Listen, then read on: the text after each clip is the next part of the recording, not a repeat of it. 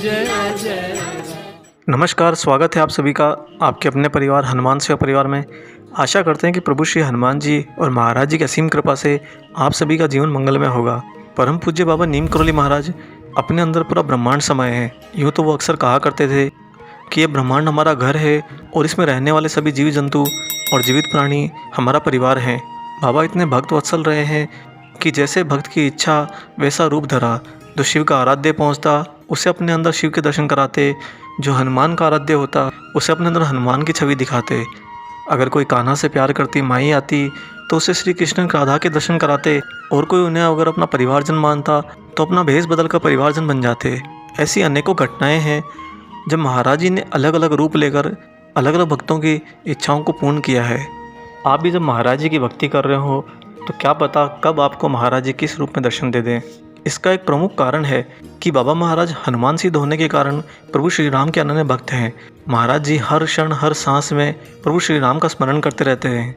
अब प्रभु श्री राम कहाँ रहते हैं? प्रभु श्री राम उनकी बनाई इस दुनिया में हर जीव जंतु के अंदर रहते हैं। हर प्राणी, हर मनुष्य, हर पशु पक्षी में प्रभु श्री राम का वास है। इसीलिए महाराज जी सदैव प्रेम का संदेश भी देते हैं। महाराज जी कहते हैं कि अगर आप हर एक जीव जंतु, जीवित प्राणी, पेड़ पौधे में प्रभु श्री राम को देखोगे तो मुझे वहीं पाओगे। महाराज जी के लिए कोई शरीर, कोई कर्म, कोई ओहदा मायने नहीं रखता। उनका तो बस निरंतर एक ही काम है, बिन राम काज कीजिए मोहे कहाँ विश्राम। अर्थात प्रभु श्री राम के कार्य को पूर्ण किए बिना मुझे कहाँ विश्राम। और साथ ही प्रभु श्री हनुमान जी को ये सिद्धि भी प्राप्त है कि उनमें सभी देवी देवताओं का वास होता है। इसीलिए बाबा महाराज के अंदर सभी देवी देवताओं का वास सदैव देखा गया है।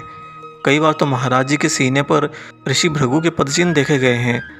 आइए आज आपको ऐसी ही बहुत ही अति प्रिय घटना बताते हैं जहां आप महाराज जी के अलौकिक रूप के बारे में जान पाएंगे।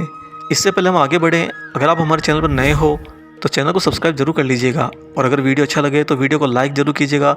आप लोगों के लाइक करने से हमारा मनोबल बढ़ता है। तो आइए बिना देरी करे शुरू करते हैं। यह घटना हनुमानगढ़ की है। एक बार हनुमानगढ़ में रामायण का पाठ हो रहा था।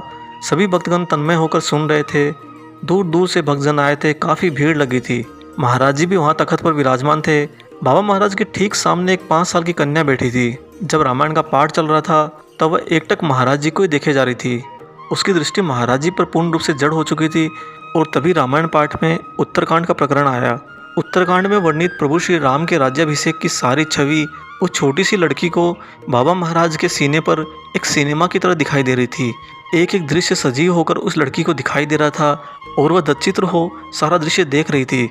और जब रामायण पाठ में एक जगह पर आया, प्रथम तिलक वशिष्ठ मुनि की ना पुनि सब विपरण आयसु दीनहा, उस अलौकिक दृश्य में ऋषि मुनि वशिष्ठ के आगमन से और विप्रों के आशीर्वाद देने के लिए एक साथ उठ खड़े होने से जो राम जी की छवि में विक्षेप पड़ा, उसे वो छोटी लड़की सहन नहीं कर पाई और एकाएक जोर से चीख उठी। सभी का ध्यान एकाएक रामायण से भंग हो गया। महाराज जी ने झुककर तुरंत उस लड़की को उठाकर अपने गोद में बिठा लिया और उसे चुप कराने लगे। बाबा महाराज के उस लड़की के सिर पर हाथ फेरते ही वो लड़की बिल्कुल शांत हो गई और फिर से जड़ हो गई।